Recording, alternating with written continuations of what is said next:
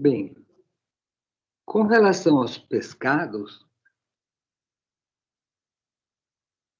lá no nosso manual do Adolfo Lutz, né, nós vamos ter um capítulo, que é exatamente o capítulo 18, que vai tratar de pescados e derivados. Então, nesse capítulo, vão ter algumas determinações físico-químicas. Reação de Haber para gasto fídrico, semelhante à que é feita nas carnes, determinação do pH, bases voláteis totais, histamina por espectrofluorometria, determinação de lipídios por Bragg-Dyer e também determinação de lipídios pelo método de Foulk. Então, ali ele define, né, o que é pescado. Todo animal que vive em água doce ou salgada e que serve para alimentação. Pescado fresco, aquele que não sofreu qualquer processo de conservação, exceto pelo resfriamento, e que mantém seus caracteres sensoriais essenciais inalterados. Então, o pescado fresco só pode ser conservado por resfriamento, semelhante ao que a gente viu na carne.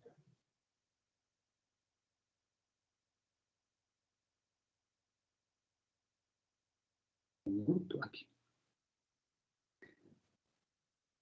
O pescado será designado pela espécie animal ou pelo seu nome comum. Por exemplo, sardinha, tainha, camarão, siri, polvo, lula, marisco. Então, não são apenas peixe, tá? É qualquer animal que vive em água doce ou salgada, sendo peixe ou não. As determinações mais usuais, né? Físico-químicas, tá?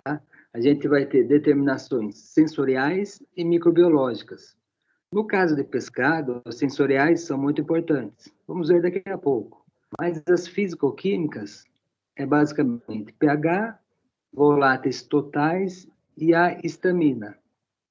Além da reação de Haber, que a gente já tinha visto lá na análise de carnes também.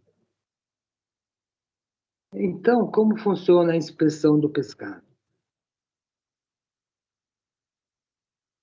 Essa semana, várias pessoas postaram sobre cursos, sobre palestras, enfim, falando sobre inspeção, etc., de pescado, só que usando o pescado no plural. O pescado já é o plural, já é o coletivo de todos esses animais. Então, não se usa pescados, certo? Às vezes sai, né? Sem querer, a gente acaba falando, mas é importante a gente começar a trabalhar.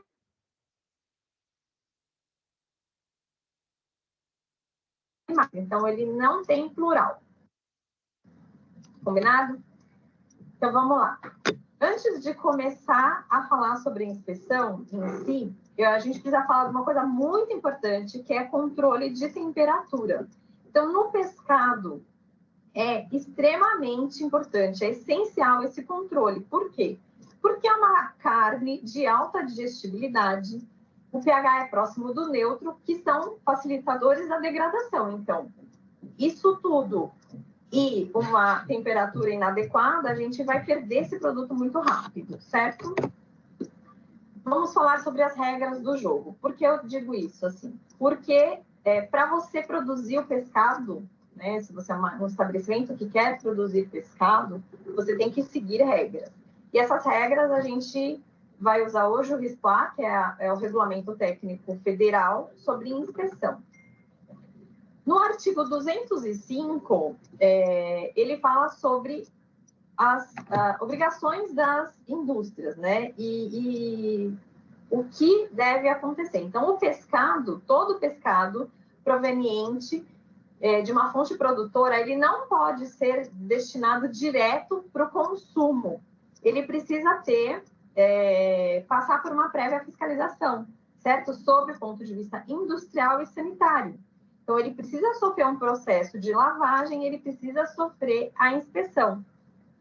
E é obrigatória essa lavagem. Então, está lá no artigo dizendo que essa lavagem ela precisa ser feita para eliminar sujidades e a microbiota superficial desse pescado. Algumas obrigações dos estabelecimentos, e eu vou reforçá-las porque elas foram escritas agora, são fresquinhas. O nosso RISPLA, ele sofreu um monte de alteração. A gente teve um novo RISPLA em 2017, onde ele foi totalmente mudado e ele virou um novo decreto, né?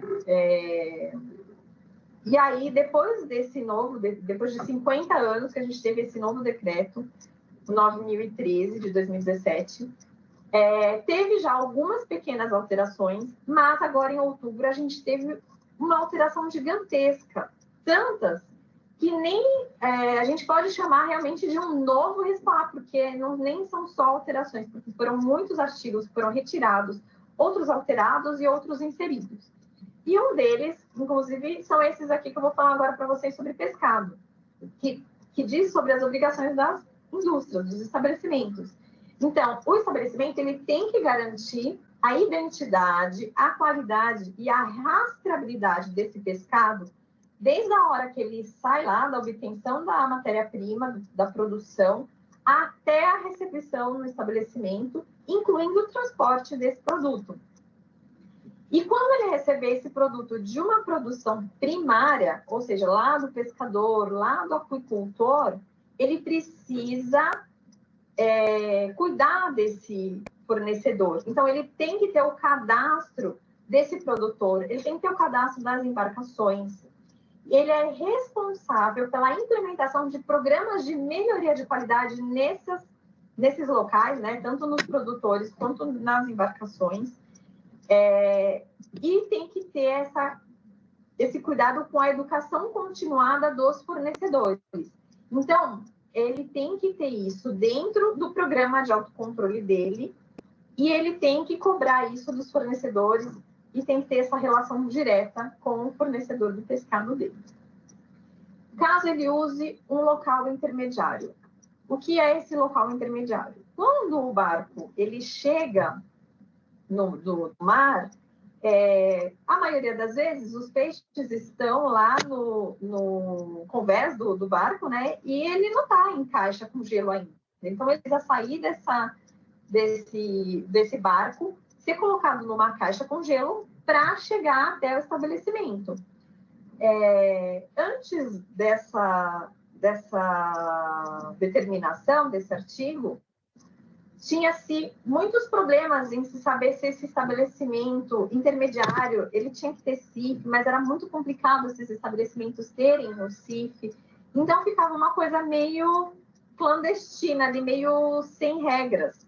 E agora não, agora tem regra. Você pode ter um estabelecimento intermediário, um local intermediário, que não tem o registro no CIF, mas ele tem que ter um regulamento, ele tem que estar registrado lá na prefeitura, ele tem que ter autorização para funcionamento, e ele tem que seguir regras, e essas regras, elas também têm que ser acompanhadas pela empresa que está comprando. Então, tem que estar lá no programa de autocontrole da indústria que está comprando o produto, que esse local intermediário segue as regras de controle de higiene, certo?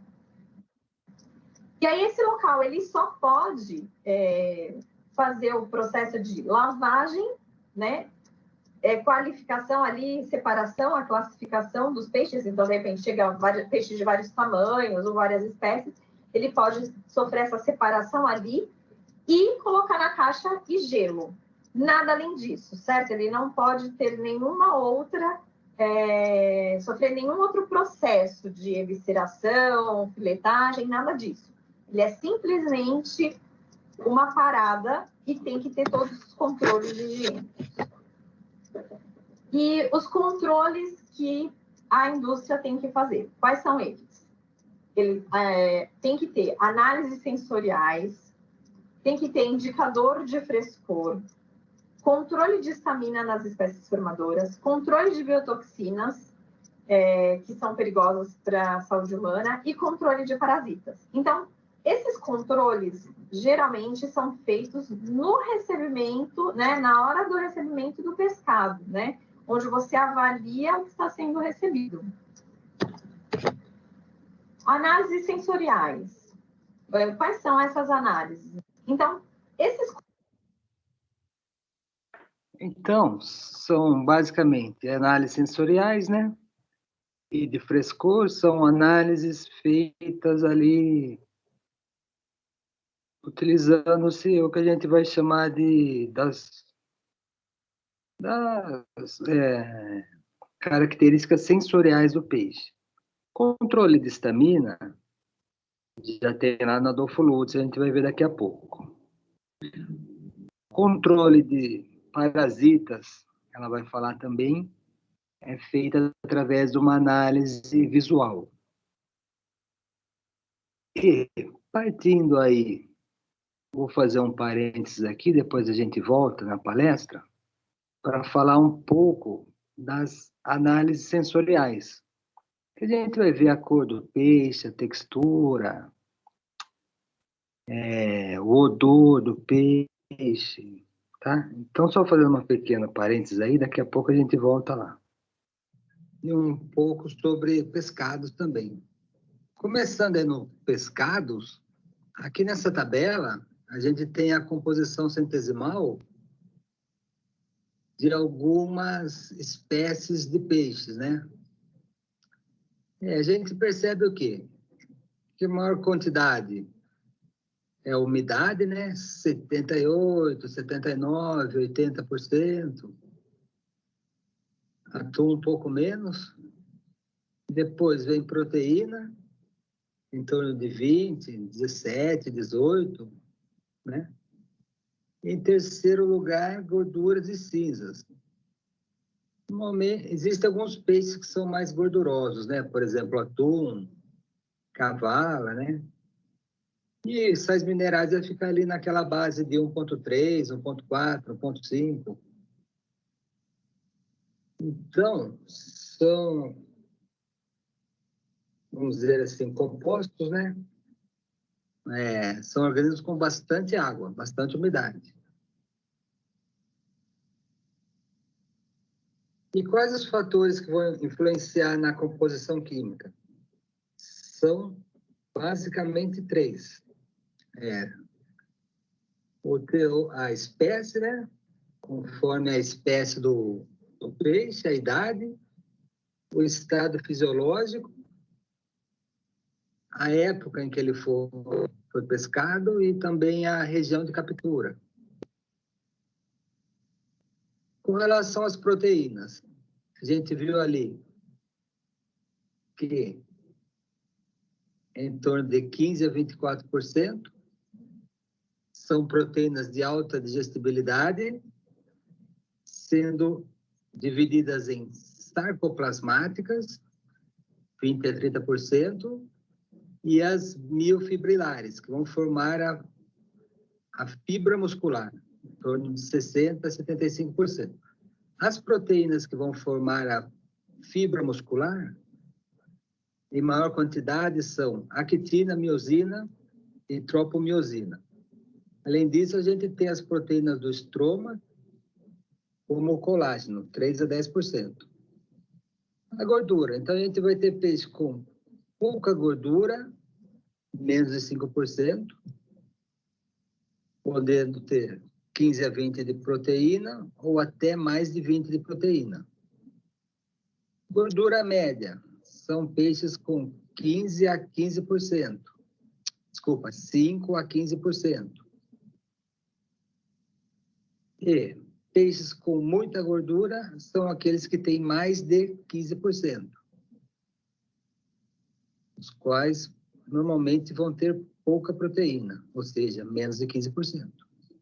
Então, com relação à gordura, tem esses cinco tipos aí de composições.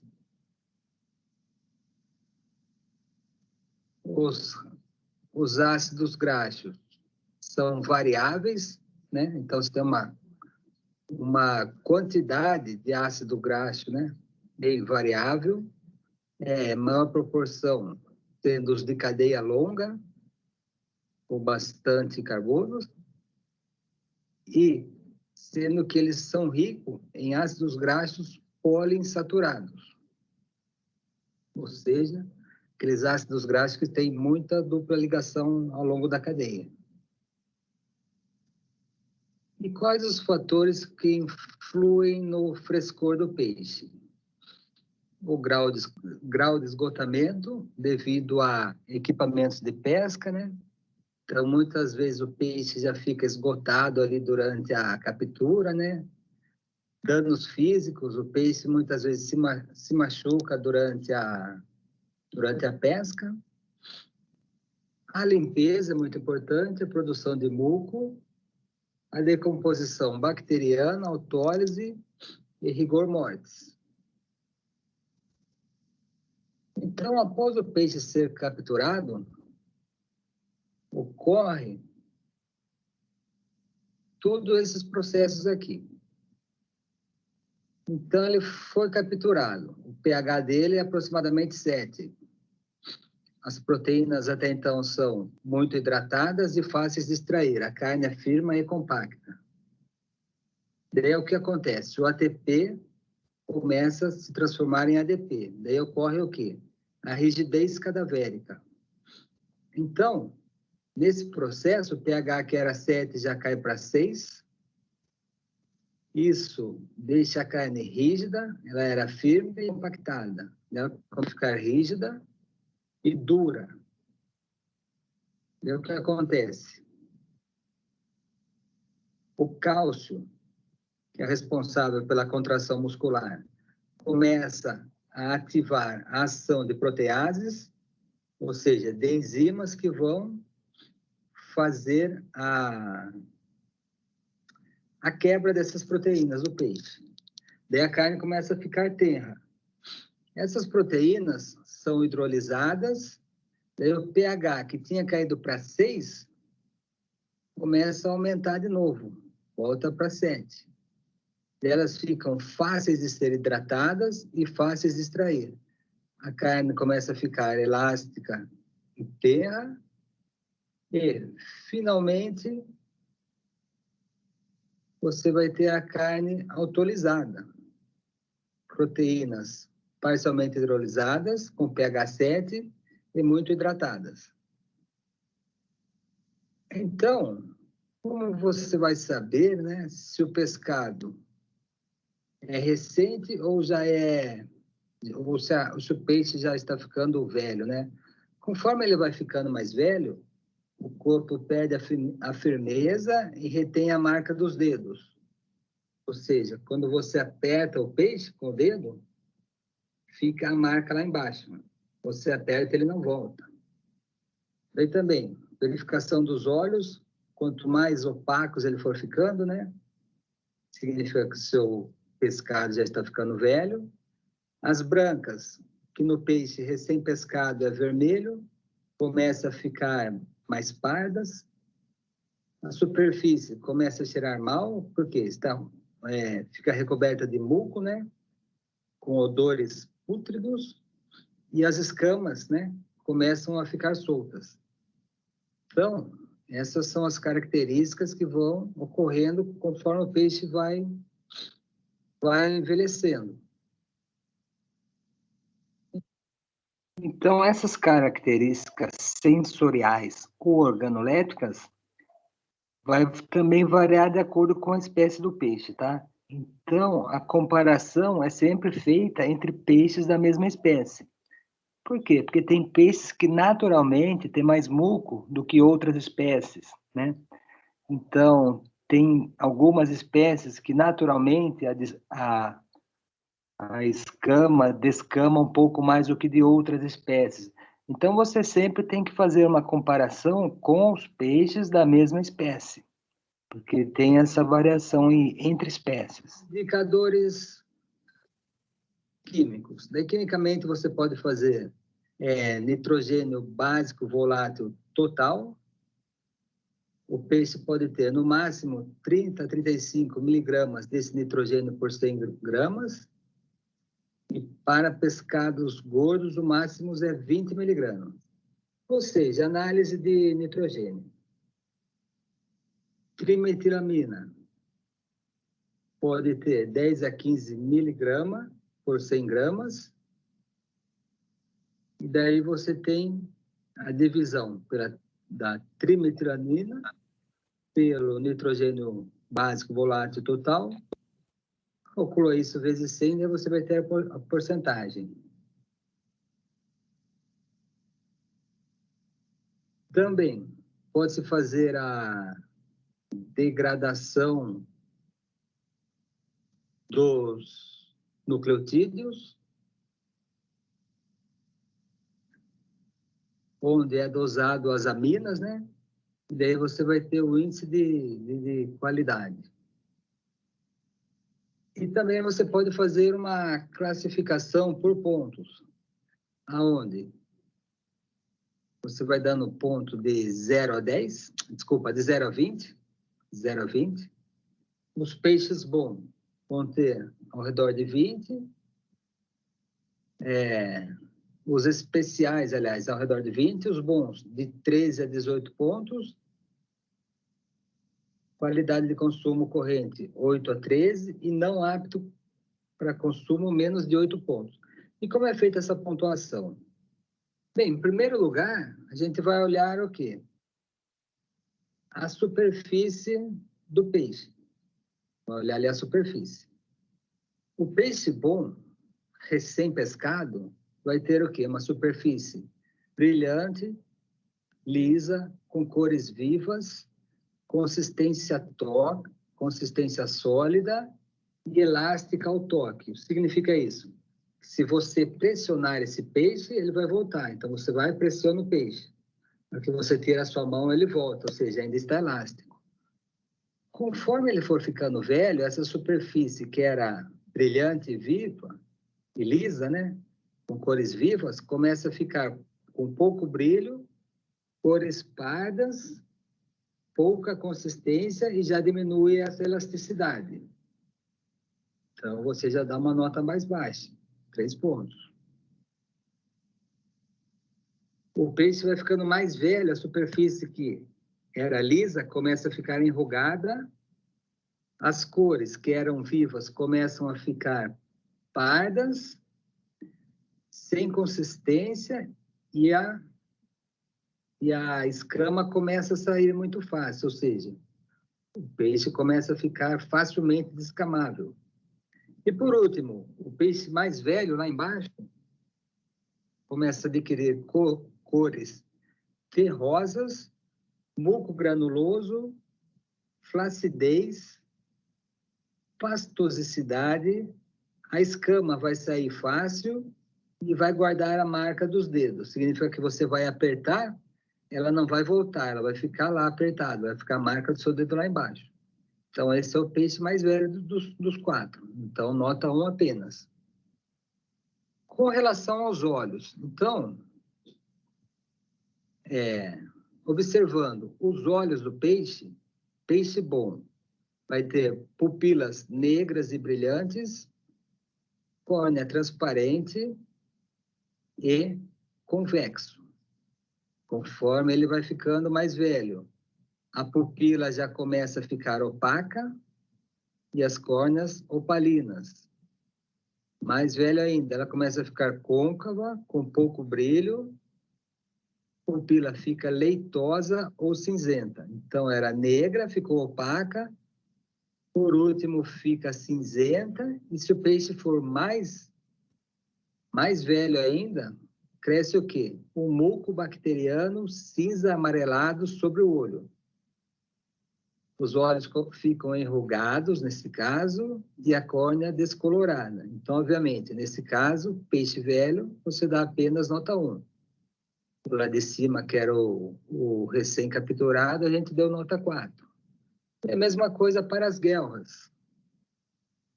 Localizada ali próximo à cabeça. Guelras novas, peixe bom, né?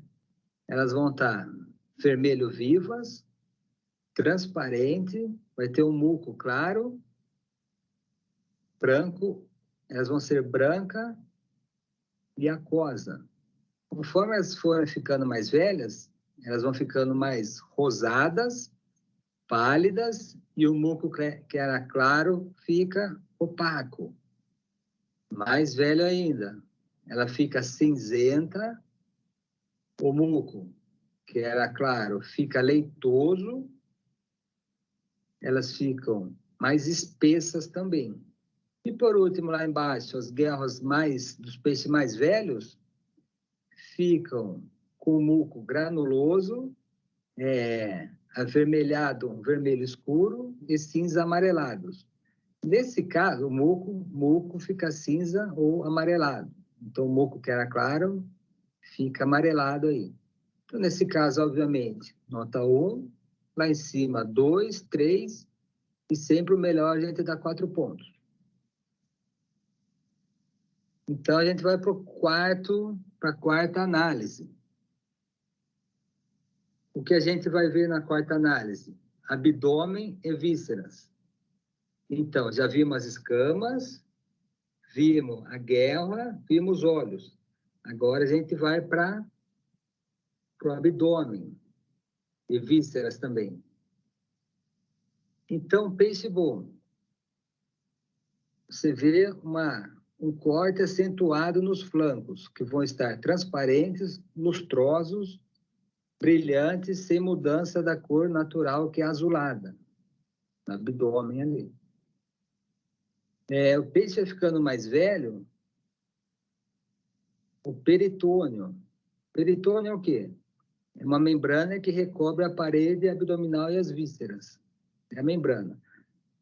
Ele que era de cor azulada, começa a ficar lustroso, brilhante, fortemente aderido aos rins e outras vísceras, e vermelho brilhantes. Peixe mais velho começa a ficar com a cor dos flancos alterada. Flanco é a região lateral do corpo. Começa a ficar com endurecimento da espinha dorsal, rins e outras vísceras ficam em vias de descoloração. O sangue fica pálido ou de cor vermelho-rosa. Então, o peixe mais velho ainda. Os flancos começam a ficar amarelado, ou seja, a região lateral do corpo fica amarelada. O peritônio áspero, era lustroso e brilhante, começa a ficar áspero. E o sangue começa a ficar de cor escurecida. As vísceras também. E por último, o peixe nota 1, né, que já é um peixe velho, o peritônio, ou seja, a membrana que recobre o abdômen e as vísceras. Começa a se separar facilmente da carne, fica meio separado assim, né? O sangue já fica decomposto e de coloração violeta escuro. Isso no caso, o sangue. Então, os flancos, nesse caso, né, que é a região lateral do corpo, já ficam o quê? Cinzenta, eram azuis lá em cima, já ficaram vermelho depois, e aqui nesse caso estão de cor escurecida, ou cinzenta, ou de rosa, cor de terra. Daí, nesse último caso, nível 1. E por último, o cheiro do peixe. Então, o peixe bom, as guerras vão ter um cheiro, tá? Esse cheiro fresco vai lembrar a algas marinhas. Conforme ele for ficando mais velho, esse cheiro de algas marinhas começa a diminuir e vem um cheiro neutro, que lembra um pouco a leite ou a cerveja, um tipo de um fermentado. E até que o peixe ruim, né, o peixe que já está em estado aí de decomposição, né, que a gente não vai poder comer, ou vai ter um cheiro doce, ou bolorento, ou algo que vai te lembrar a trimetilamina. Então, essas são as 5 características. Voltando lá. Superfície, ou seja, a pele do peixe, né? Depois os olhos, as guelras, abdômen e vísceras, e por último o cheiro. Então, se você, somando essas 5 contagens, obtiver 18 a 20 pontos, a gente dá nome de qualidade especial. De 13 a 18, é um peixe de boa qualidade. De 8 a 13, ainda está apto ao consumo. Porém, menos de 8 pontos, não pode se comer esse peixe. Ou seja, é um peixe não apto ao consumo. Aqui está o exemplo do peixe não apto. Só lembrando que os locais que fazem os frigoríficos, né, são sempre locais com refrigeração bem alta, tem que ser um lugar bem frio, tá? As pessoas têm que estar altamente aí protegidas, né, para não ter o contato com o peixe, e um ambiente super higienizado. Características físico-químicas. Pode fazer a prova de Weber, nitrogênio básico volátil e a determinação do pH. Certo? Agora, isso são os peixes.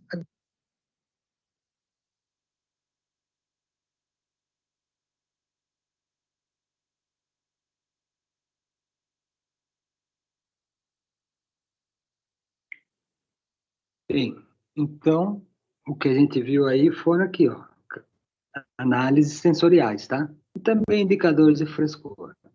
Para estaminas, a gente vai ver daqui a pouco que existe um kit que faz estaminas, né?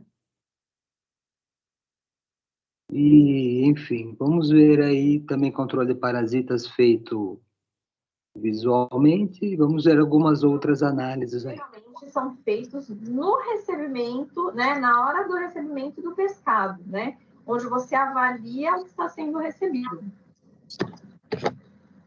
Análises sensoriais. Quais são essas análises, né? Cor, odor, textura e sabor. Então, tanto do pescado que está chegando, do caminhão, enfim. Aqui a gente fala de sabor, né? Ah, mas eu vou experimentar o peixe. Quando se fala de sabor, é pela questão daquele sabor de terra, que às vezes as pessoas reclamam, ah, peixe de rio tem gosto de barro, né? Peixe de criação de água doce. Por que isso? Isso é uma consequência da qualidade da água. Uma água que não tem qualidade, que pode ter uma produção de algas, e algas que produzem uma substância chamada geosmina, ela pode acarretar esse gosto no peixe. Então, as empresas que prezam por qualidade do seu produto, elas fazem esse teste que chama off flavor, que é pegar abre o peixe, tira um pedaço do filé, faz um cozimento em micro-ondas e faz realmente o teste. Então, deixa lá alguns minutos no micro-ondas com um prato em cima, né, fechado. A hora que termina o cozimento, você abre, sente o odor e experimenta. Então, nesse teste, você vai descobrir se esse peixe tem esse off flavor ou não. Os indicadores de frescor. Os indicadores de frescor, a gente usa um método que chama método de índice de qualidade, o MIC, que é ou CRIM, que é um método muito objetivo. Ele foi desenvolvido já há alguns anos, mas agora aqui que os estabelecimentos estão utilizando com maior afinco, assim, porque antes alguns usavam, outros não, mas agora é uma coisa que está sendo cobrada. Então, está lá dizendo que a empresa precisa ter esse controle. Então, é um score. Nesse método, você tem ele foi primeiramente desenvolvido na Austrália, justamente por causa da dificuldade de se determinar o frescor. Então, com esse método, qualquer pessoa com um mínimo de treinamento consegue qualificar um peixe em fresco ou não. Então, você vai fazer avaliação de olhos, pele, escamas, brânquias, odor e textura, certo? E a pontuação, ela vai se chama uma pontuação de demérito, ou seja, quanto maior a pontuação, pior vai estar o frescor do pescado, certo? E o ideal é que você faça um estudo para cada espécie. Por quê? Porque cada uma tem a sua particularidade. Então, por exemplo, tem um peixe que chama até Maria Mole. Ele tem a musculatura mais flácida, mais amolecida. Então, é característica dele ter esse tipo de musculatura. Tem algum outro peixe que, na despesca, ele pode sofrer com a pressão, o afundamento dos olhos.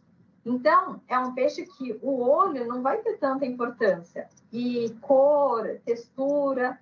Então, o ideal é que se faça um questionário, né? A gente vai ver agora, para cada pescado.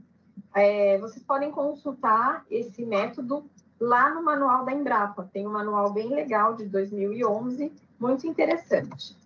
Eu vou mostrar para vocês aqui uma tabela desse manual. Ele está fazendo um esquema de avaliação do carapau.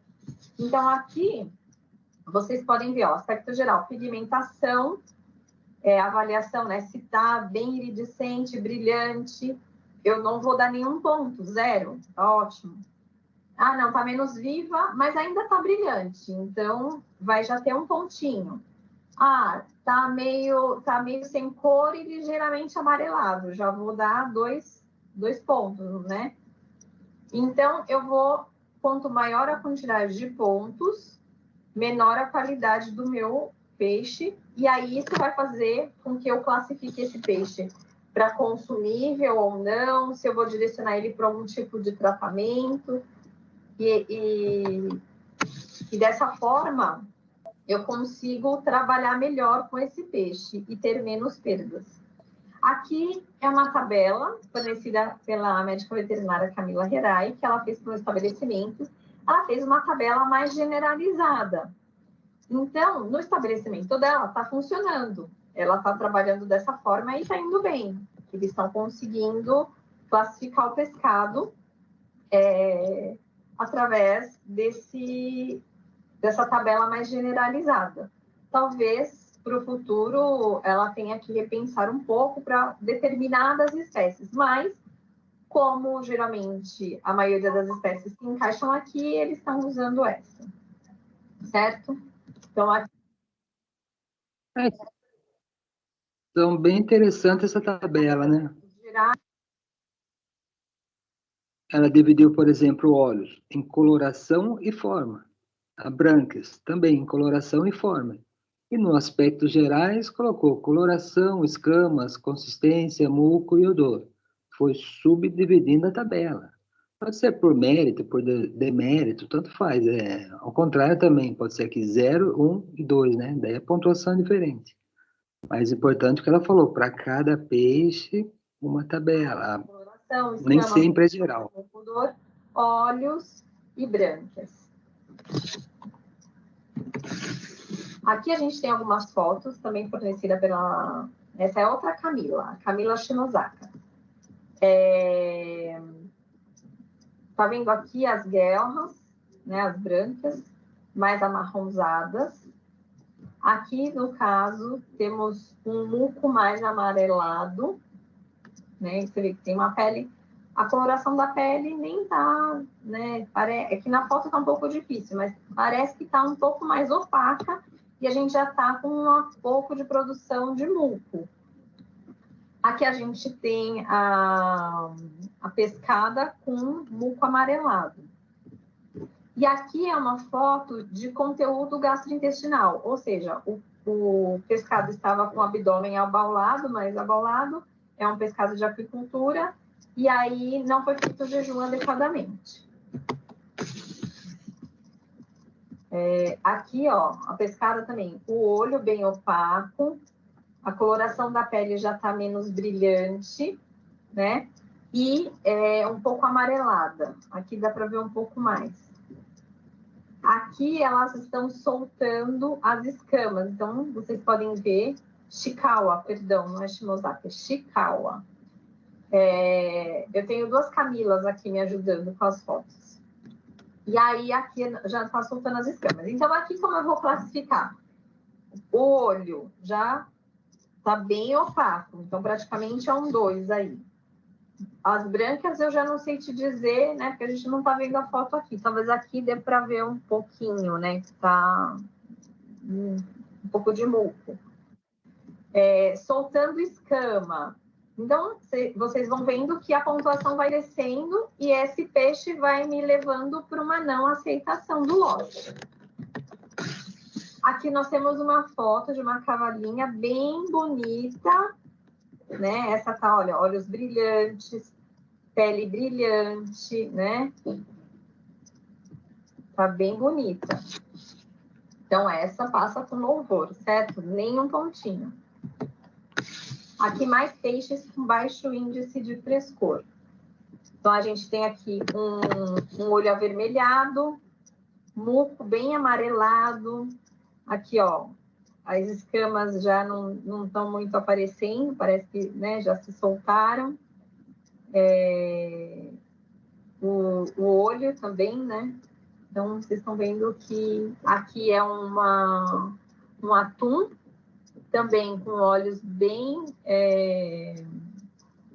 opacos e já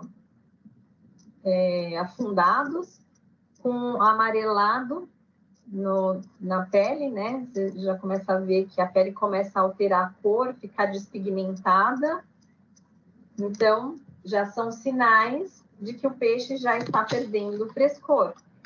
Muitas vezes eu tenho um peixe que ainda pode ser consumido, mas porém eu não consigo dar tempo de prateleira suficiente para eu comercializar. Então, também é um problema receber esse tipo de pescado no estabelecimento. Por isso eu tenho que ter saber o meu padrão, para saber qual é a pontuação que eu posso aceitar para não ter problema com esse produto depois. O terceiro controle que a indústria tem que ter é o controle de estamina, né, nas espécies formadoras. Então, o que é essa estamina? Então, os peixes que têm uma alta quantidade de histidina, que são aminoácidos na musculatura, né? Essa histidina, juntamente com a presença de bactérias, então, o crescimento bacteriano, ela vai fazer o quê? Ela vai degradar esse aminoácido e vai formar a estamina. Então, é um aminoácido que está lá no músculo, bonitinho, é inerente do peixe, mas a presença da bactéria que degrada essa histidina vai formar estamina. Por isso, lembra que eu falei lá no começo que a temperatura é extremamente importante. Porque se eu tiver baixas temperaturas, menos de 4,4 graus, eu consigo controlar esse crescimento bacteriano. Porém, se eu não controlar, eu vou correr o risco de ter estamina. Quais são os principais formadores? Eu vou falar primeiro os nomes dos peixes para vocês gravarem com mais facilidade, mas aqui está escrito os nomes das famílias, tá? Então, atum é um peixe muito consumido e bem conhecido. Bonito, talvez não seja tão conhecido. A cavala. Tiravira, talvez também não seja tão conhecido, né? Tão popular. Pomatomo. Dourado também é bem conhecido. Olho de boi. O arenque, a sardinha é super conhecida. Então, são peixes, e a anchova. Então, são peixes extremamente conhecidos, que a gente consome bastante, que podem ter o risco de formação de estamina. Então, por isso, eu tenho que ter esse controle. Como que a indústria faz esse controle? Geralmente, esse controle é feito no recebimento. Então, o controle da temperatura, ele provavelmente vai ser um ponto crítico de controle, principalmente nesse pescado que tem essa condição de formação de estamina. Porque dali eu não consigo eliminar. A estamina não é eliminada nem com cozimento, nem com congelamento, nem com salga, nem com nada. Formou, já era. Então, eu preciso ter esse controle de temperatura. Além da temperatura, que, de repente, o pescado chegou lá lindo, maravilhoso, com a temperatura ótima, mas eu não sei o que aconteceu no caminho dele até ali. Então, existem testes rápidos que a indústria pode fazer ali na hora do recebimento para avaliar se esse peixe tem essa produção ou não. Dentro do programa de autocontrole, ele vai determinar quando ele vai fazer isso, como ele vai fazer isso, se vai ser em todo o recebimento, se a temperatura, o ponto crítico de controle, sei lá, é 4, e se chegar, como eu posso ir até 4,4 graus Celsius.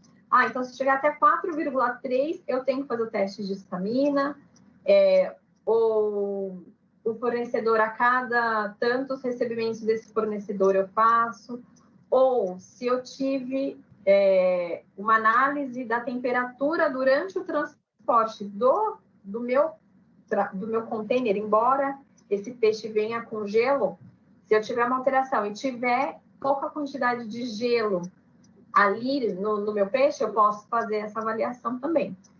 Então, aqui eu tenho um teste, nesse amarelinho, um teste que ele me dá a quantidade de histamina que foi produzida, e um segundo teste aqui, esse azulzinho, que ele me fala apenas se ele está presente ou não presente, né? É negativo ou positivo, e a sensibilidade é 50 ppm. Então, até 50 ppm eu vou ter negativo o meu resultado, e acima de 50 ppm, que é 50 miligramas por quilograma de peixe, eu vou ter como positivo.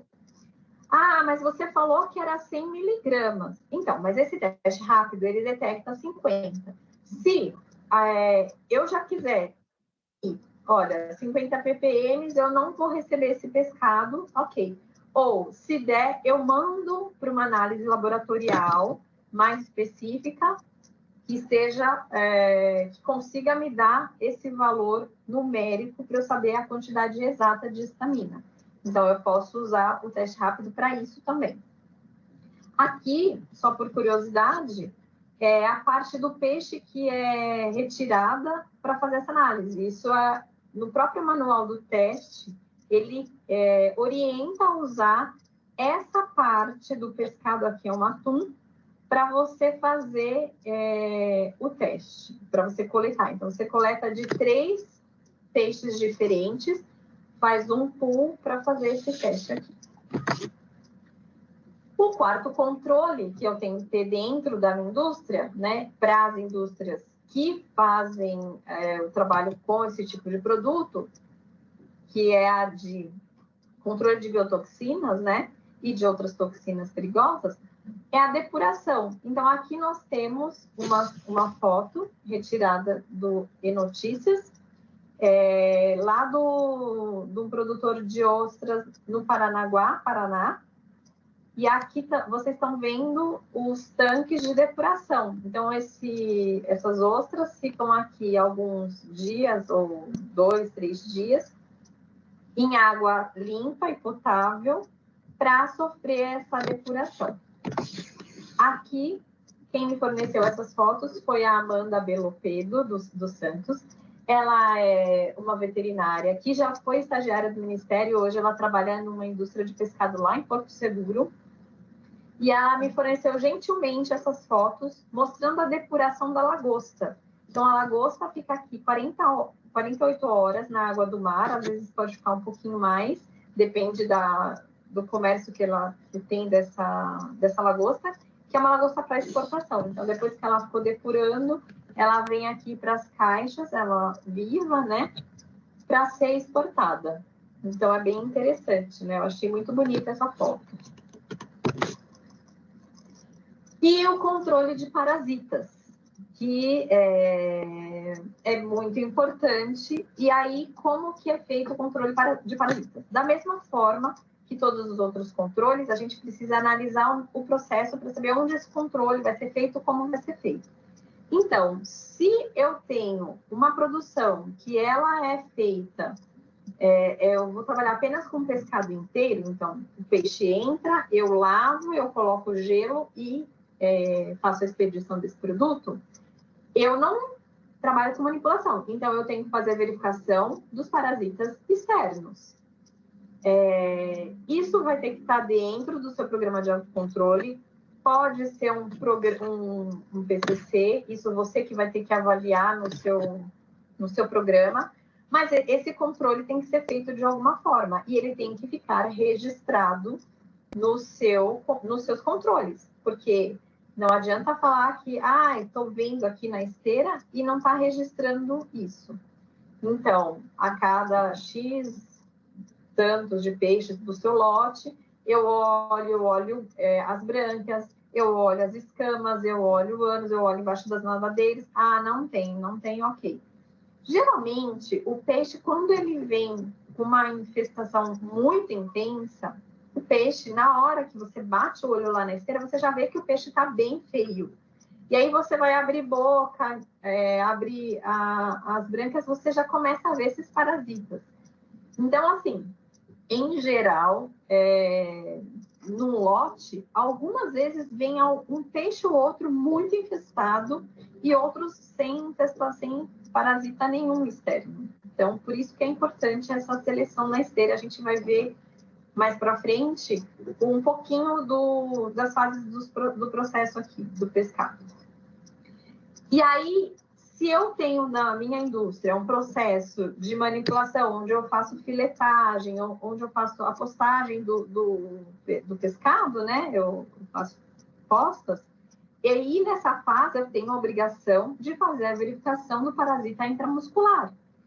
Se eu estou filetando, eu tenho que fazer em 100% dos meus filés.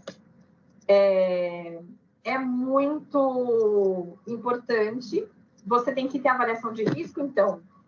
Esse peixe vem de cativeiro, então eu não tenho risco desse tipo de parasita, não tenho risco de parasitas intramusculares.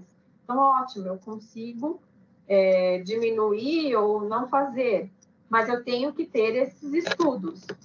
Esse peixe é de pesca extrativa, esse peixe geralmente, eu já recebi tantas vezes, toda vez que eu recebo, eu tenho que fazer a seleção porque aparece parasita. Então, eu tenho que retirar esse parasita, eu tenho que mandar esse peixe para congelamento. Se eu sei que esse parasita é zoonótico, obrigatoriamente eu tenho que mandar ele para um processo que vá eliminar o risco, né, desse parasita. Então, por isso, é importante você saber sobre os parasitas e sobre o pescado e sobre os tipos de parasita que esse pescado pode ter. Aqui vamos tentar passar esse videozinho, que é bem legal. Eu não vou falar nada porque muitas vezes não consegue, o som não atrapalha. Então, assim que terminar o vídeo, eu faço comentários, ok?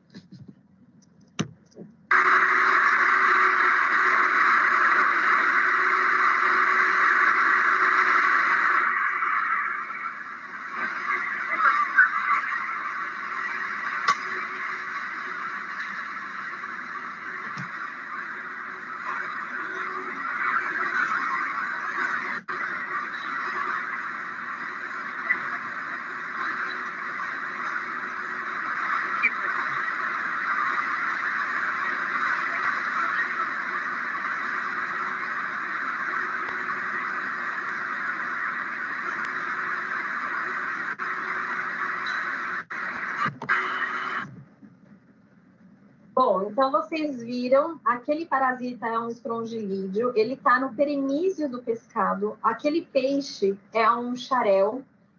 Nesse lote especificamente, praticamente todos os peixes que a gente abriu, ele estava com essa infestação, e esse ainda era um dos que estavam menos infestados.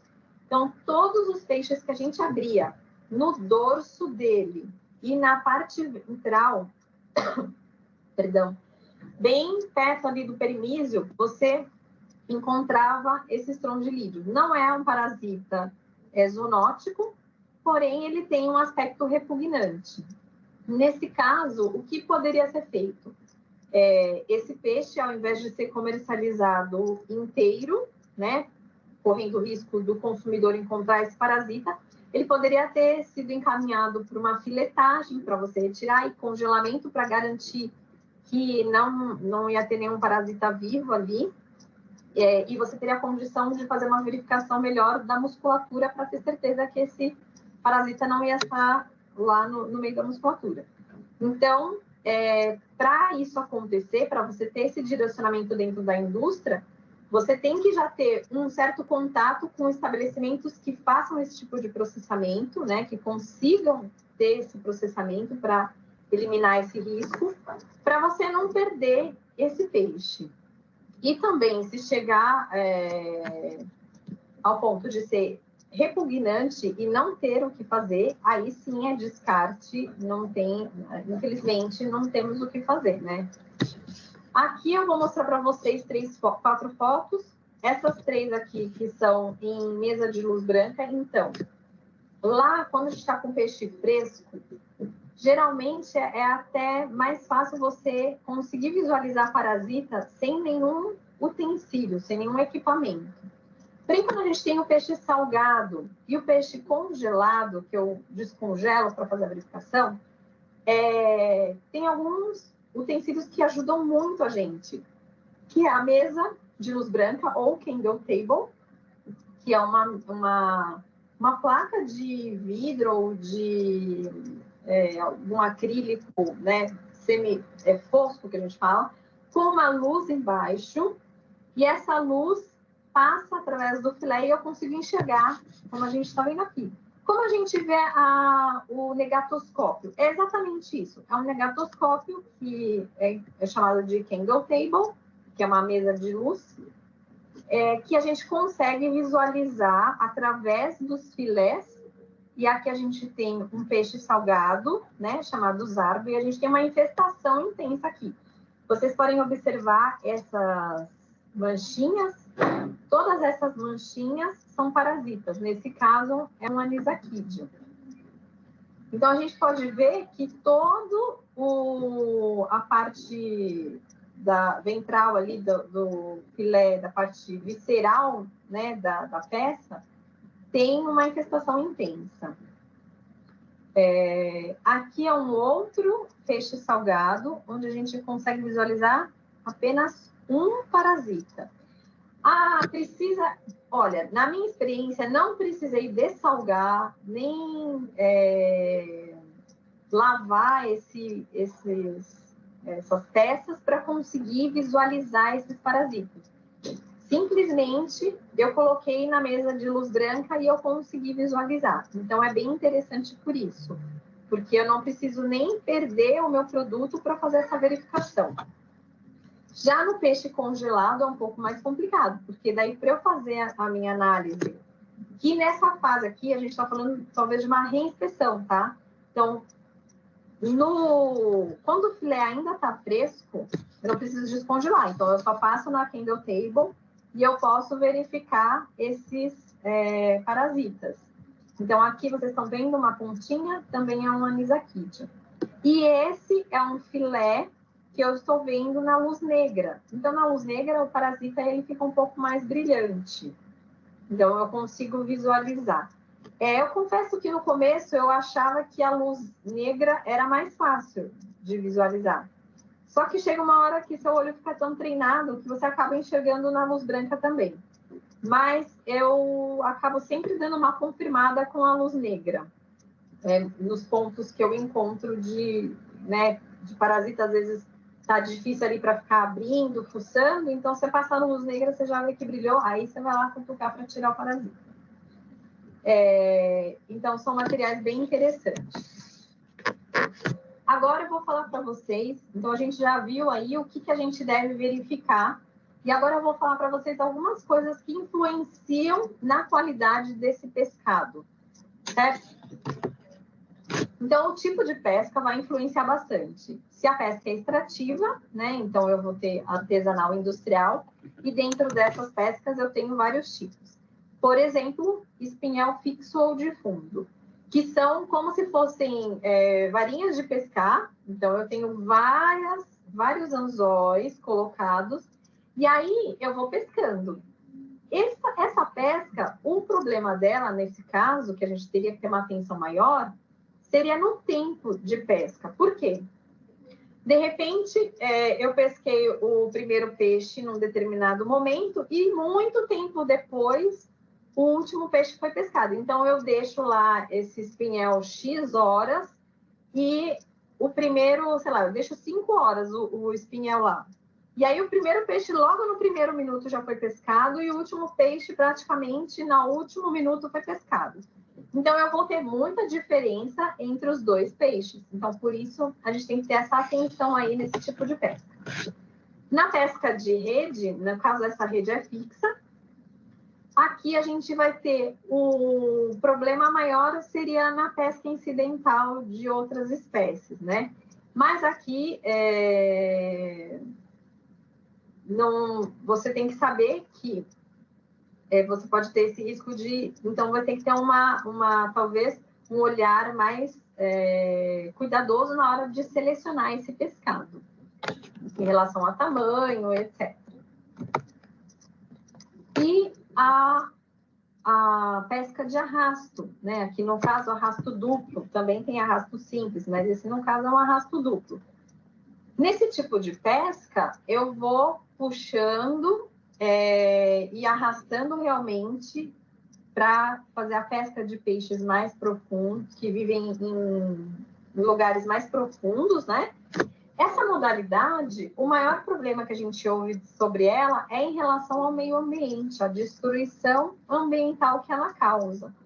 Então, talvez a gente precise repensar sobre esse tipo de pesca e avaliar aí como é que poderia ser melhor, né? Então, aí a gente tem esse problema e também o risco de pesca incidental desse peixe. Outras espécies que a gente não gostaria de pescar, né? Ou até mesmo mamíferos. Aqui a gente tem fotos de pescas. Aqui a gente tem uma pesca bem artesanal, o senhorzinho lá na sua canoa, jogando a rede, aqui um grupo de pescadores, e aqui uma pesca bem industrial, você vê um barco equipado, pessoal bem equipado, né, peixes maiores, barcos enormes, né, aqui a gente tem as redes, provavelmente era de arrasto. Então, as diferenças entre os tipos de pesca. Esse barco aqui, talvez eu consiga ter gelo e eu consiga trazer esse pescado mais rápido e com maior frescor, menos riscos. Esse daqui, talvez ele pesque mais rápido, fique menos tempo no mar, mas aí eu já não tenho a condição de gelo. Quanto tempo esse pescador vai demorar para sair daí e chegar até o local de fazer essa inspeção, ou até mesmo, na maioria das vezes, pode ser que ele queira fornecer esse pescado em mercados ou direto em feiras, sem sofrer inspeção. Então, eu tenho que ter esses cuidados.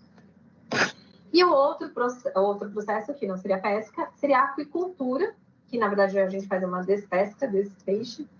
E aí, nesse caso, a qualidade do pescado vai depender da qualidade da água, do manejo, da qualidade da ração, do jejum pré-abate, que eu faço desse processo. E eu tenho 2 tipos de aquicultura, no tanque rede e no tanque escavado.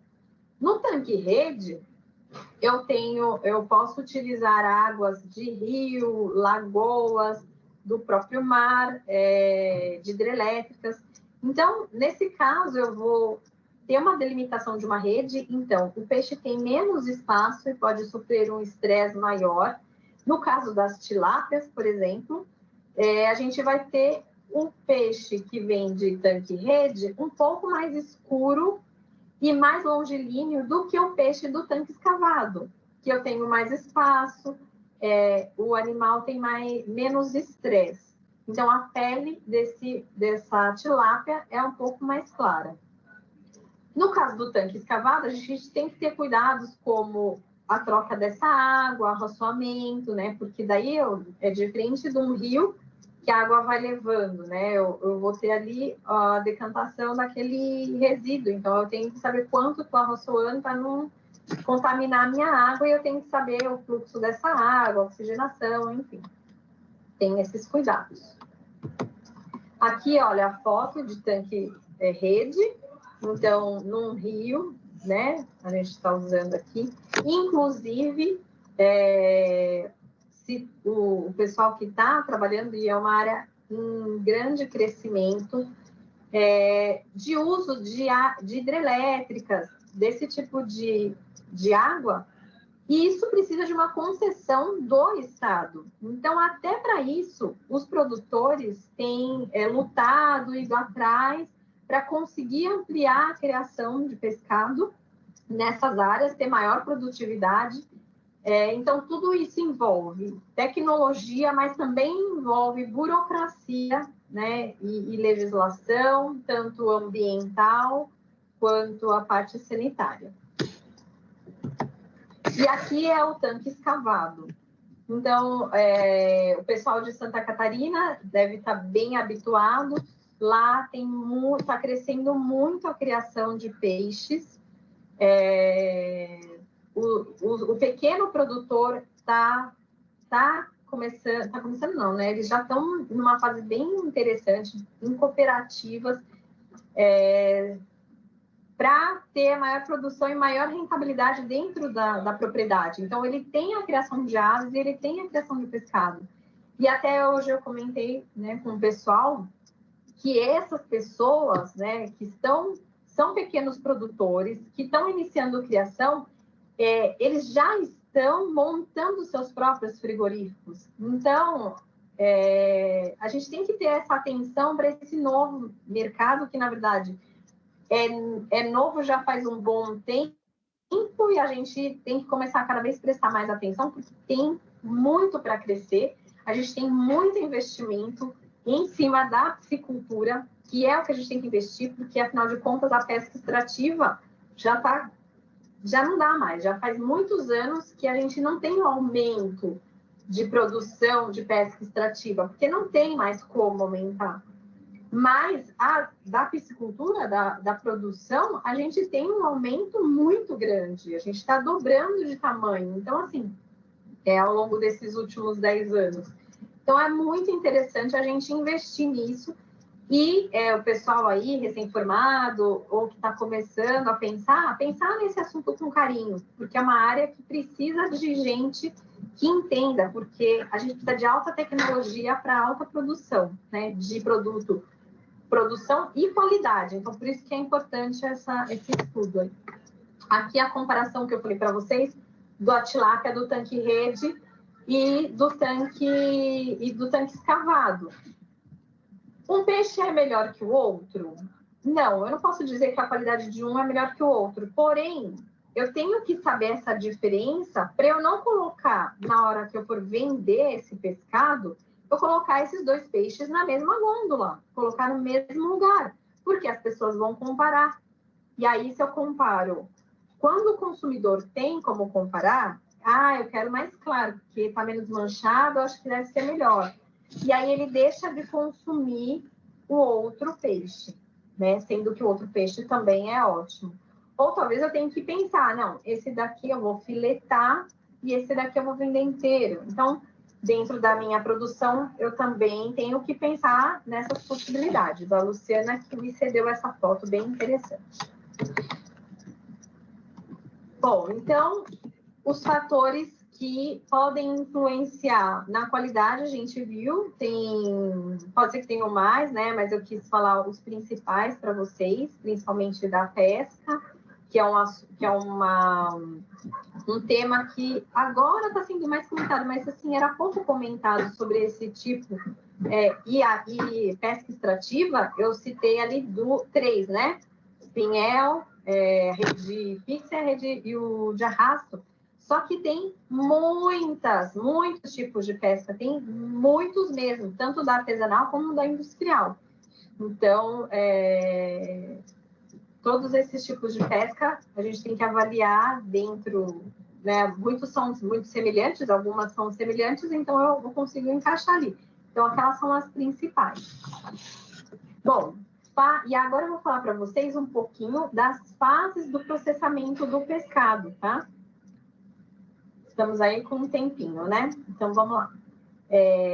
Nas fases do processamento, então, tem o recebimento, lavagem, o processamento em si, que pode ser a filetagem, congelamento, postagem, existem muitos outros processos, produção de carne mecanicamente separada, e até hambúrgueres, mas eu não vou entrar em todos os tipos de processamento, ok? E a expedição. Então, no recebimento, como a gente está focando um pouco mais no peixe vendido inteiro e fresco aqui, porque senão, né, a gente teria que ficar umas 5 horas aqui falando sobre pescar. Então, durante o recebimento, além daquelas verificações que são obrigatórias, eu também tenho algumas verificações documentais que devem ser feitas. Então, para garantir essa rastreabilidade. Então, eu preciso verificar se esse meu peixe ou outro produto de pesca, ele tem o RGP. O que é esse RGP? Guardem isso que é importante. É o Registro Geral de Atividade Pesqueira. Ele é um número. Esse registro, todo pescador, seja ele o seu Joãozinho, que é artesanal, que pesca ali só para vender na feirinha, ou o pescador industrial, que tem aquele grande barco, todos eles têm que ter esse registro. Ele tem que ir lá no Ministério se registrar, e esse registro ele determina o local de pesca, que peixes vão ser pescados e podem ser pescados, enfim. Então, quando eu vou receber o peixe, eu preciso verificar esse número, da onde está vindo o meu peixe, ou o meu pescado. Então, todo pescador, ele tem que ter esse registro. E esse número, ele tem que estar citado na nota fiscal.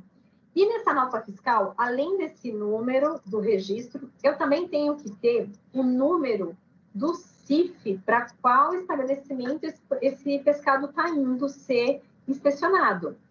Então, todo produto que é pescado e vai para algum lugar, ele tem que ter uma nota fiscal. E ele tem que ter passado por uma inspeção. Ou seja, se ele está vindo direto do produtor, ele tem que obrigatoriamente ir para um local de inspeção. Também tem o mapa de bordo. O mapa de bordo, ele é para quem faz a pesca extrativa.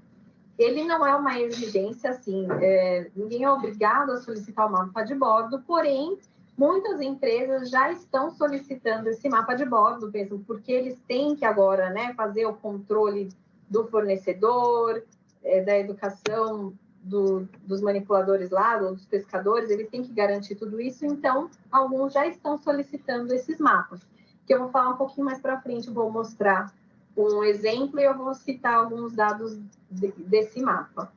O GTA e boletim sanitário. Então, o que é esse GTA? É a Guia de Trânsito Animal, que ele é fornecido pelas Secretarias da Agricultura. Então, o peixe sai lá do aquicultor, sai lá do lago, da propriedade, e vai para abatedouro, ou vai para a unidade de beneficiamento de pescado. Esse transporte, ele tem que estar junto com essa guia de trânsito. Então, tem lá, eu vou mostrar para vocês também o modelo.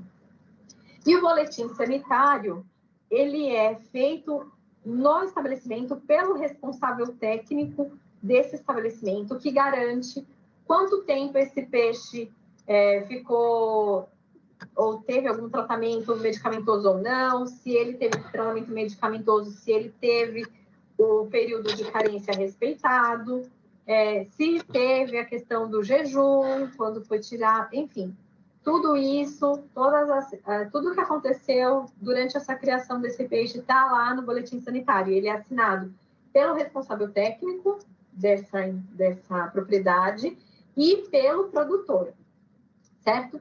E a nota fiscal, claro, que está sempre acompanhando o produto. Então, aqui eu estou mostrando para vocês o exemplo de um mapa de bordo, né? No caso aqui é um espinhel. Cada tipo de pesca tem o seu mapa de bordo. Isso é um documento, né? É oficial e ele é fornecido para os pescadores e eles têm que fazer esse relato aqui. Então, espinhel de fundo, no caso, peixe-alvo vai ser peixes diversos. Então, ele está aqui identificando qual é a embarcação, da onde saiu, que dia saiu, qual que é o nome da empresa, do armador, o ponto de chegada e que dia que ele voltou, né? Aqui ele tem que falar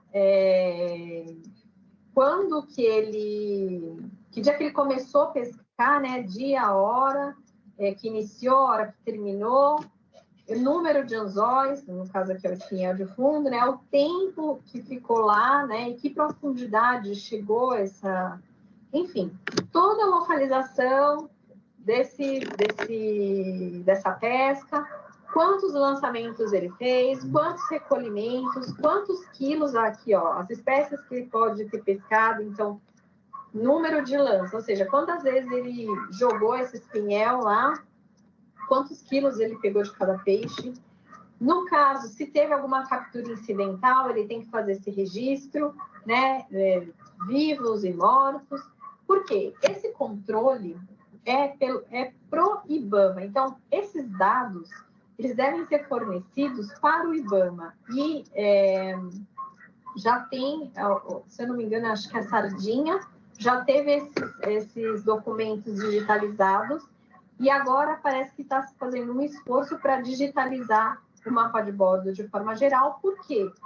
Porque eu não, né, eu com esse monte de papel, até eu conseguir compilar todos esses dados de quantas mil embarcações, para eu fazer um estudo de área, de tipo de peixe, se eu estou tendo muita pesca incidental, para monitorar tudo isso é muito mais difícil do que se tivesse digitalizado. Então, talvez eu não tenho muita ciência desse assunto para afirmar, mas já tem alguma coisa acontecendo. A guia de trânsito animal. A guia de trânsito animal, como eu tinha mostrado para vocês, ela é para todos os animais, para o transporte de todos os animais. Mas no caso de animais aquáticos, eu vou preencher aqui a parte de animais aquáticos. Então, no caso aqui, ele fez um exemplo: peixes e alevinos. E o peso em quilos. E aqui o destino, ele coloca aqui embaixo, ó, finalidade. Na verdade, ele colocou abate, mas como é alevinos, peixes pode ser abate e alevinos devia ser engorda, né? Na verdade, peixes adultos seria abate. E nos alevinos, talvez engorda, né? Para engorda. Então, assim, foi só um exemplo de como preencher, mas está aqui escrito bonitinho. Aí tem que ir para onde está indo, né? Então, aliás, a origem e o destino tem que estar aqui na guia de trânsito. Bom, recebimento. No recebimento, então, eu fiz todo esse controle documental, como a gente já falou lá no começo, agora eu vou repetir algumas coisas, mas é bom que fixa aí na cabeça da gente, né? Então, lá no recebimento, eu vou verificar. Verifiquei toda a documentação, ok, eu posso receber. Eu vou verificar a higiene do caminhão. Se não tem nenhum odor, além do pescado, também tem que verificar se não tem nenhuma contaminação química ali, de óleo, por exemplo, um vazamento, alguma coisa que pode ter acontecido, né, contaminação do meio ambiente. Controle da temperatura, como a gente já conversou sobre a estamina, né? A quantidade de gelo que eu tenho nessa caixa, então é importante. E o tamanho do pescado, que deve ser de acordo com a solicitação comercial e também de acordo com o tamanho mínimo autorizado pelo IBAMA. Por quê? Porque alguns peixes, se eu pescar ele muito pequeno, eu vou atrapalhar o processo de crescimento, de reprodução dele no meio ambiente e vou ter cada vez menos peixe. Então, isso também é importante, a gente deixar esse peixe ter o crescimento ali do tamanho ideal. E a conferência da espécie, por quê? Porque algumas espécies têm o período de defeso. Como eu vou mostrar para vocês mais para frente, tem uma tabelinha do IBAMA sobre isso, falando que de todo o pescado e as fases e os períodos de defeso dele. Esse período é o período em que o peixe, ou o pescado, perdão, né? Não é só o peixe, a gente tem camarão, por exemplo, ele pode ser pescado, ele não pode ser pescado porque ele está em uma fase de reprodução, certo?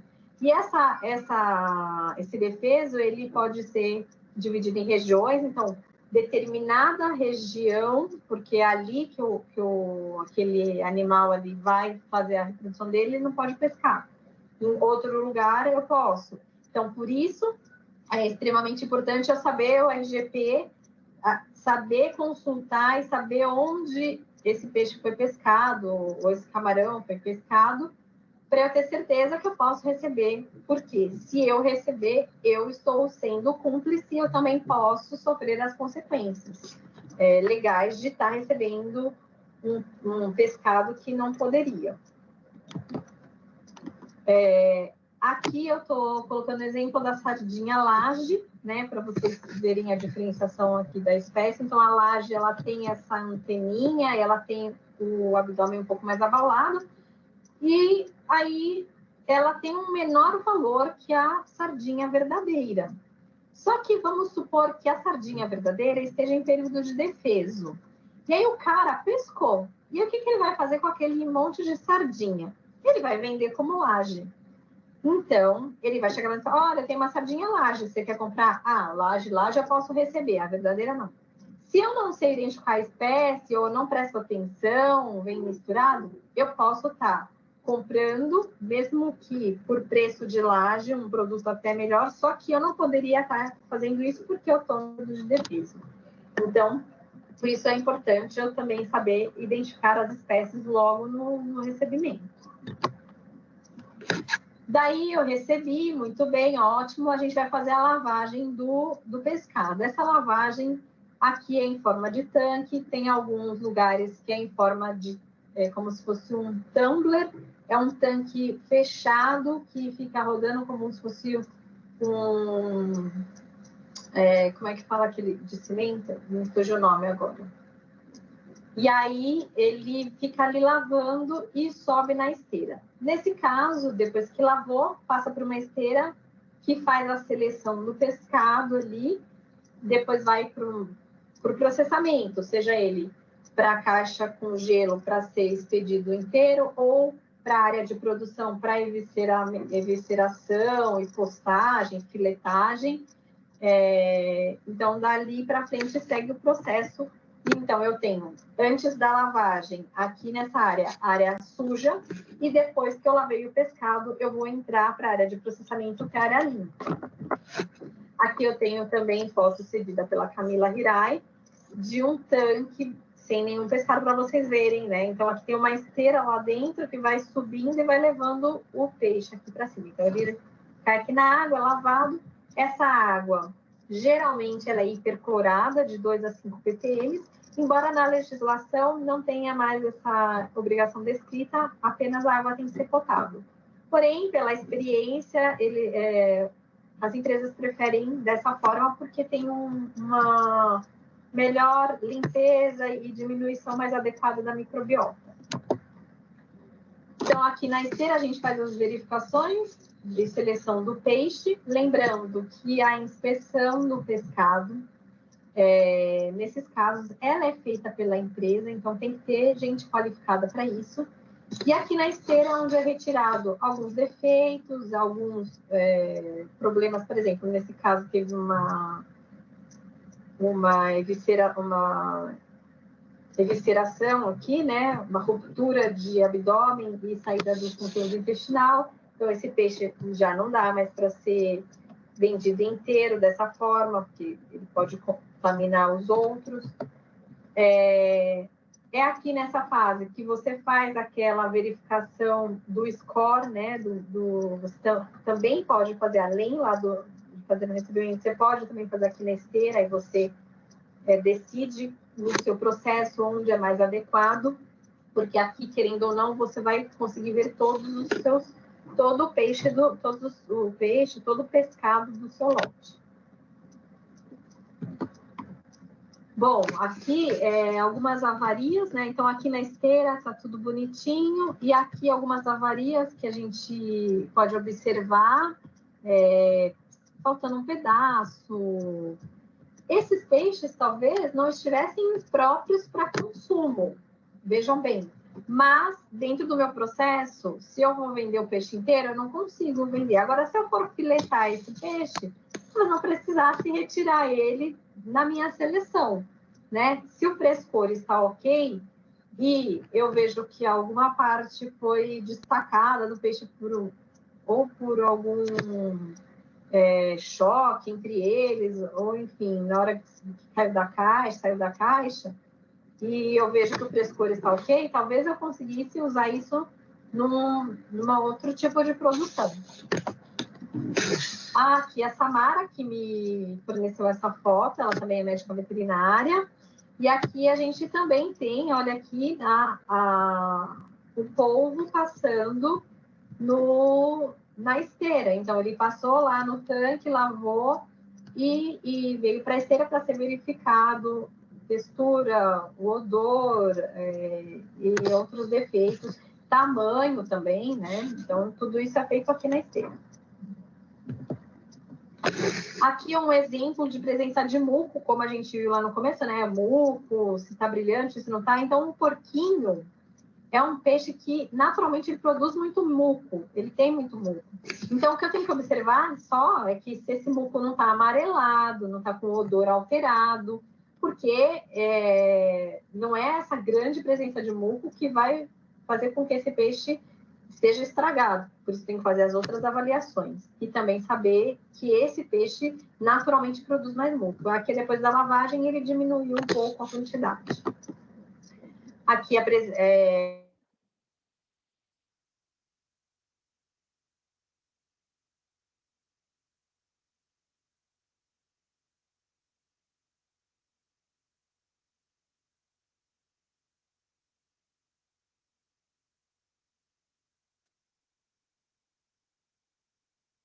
Bem, pessoal, é praticamente isso com relação às características, as primeiras inspeções que são feitas lá na indústria, né? Obviamente, daí se a gente for no nosso manual do Adolfo Lutz, daí tem o quê? As análises feitas em laboratório, né? Então, aqui a gente vai ter o quê? Reação de Eber para gás sulfídrico, que é semelhante ao que a gente viu na carne, né? Está tendo a liberação desse gás sulfídrico aí, significa o quê? Que o pescado, né, já está liberando o gás, ou seja, já não é uma carne fresca, né? Por quê? Porque quando a bactéria age sobre a carne, lembrando da aula passada, ela vai decompor os aminoácidos sulfurados, né? Liberando enxofre. Daí o enxofre se transforma em gás sulfídrico, esse gás sulfídrico é liberado e é capturado pela reação do Weber. Tem tudo ali explicando certinho. pH. pH fácil de fazer com o pHmetro, né? Mas também é uma análise inicial, né? Além do pH, sempre deve ter o quê? Paralelo, né? Análise microbiológica, química e a sensorial que a gente viu em maiores detalhes. Depois tem todas as microbiológicas também, né? Que são importantes. Determinação de bases voláteis totais, ou BFT, BVT, na verdade, né? Então, pega 5 a 10 amostra, pescados 10, camarões sirisicação 5. Transfere para o balão de Keldon, liga o balão de destilação, e depois, por último, vai titular em ácido sulfúrico 0,05 molar. Ele faz o cálculo aí e expressa ele em miligramas porcentagem.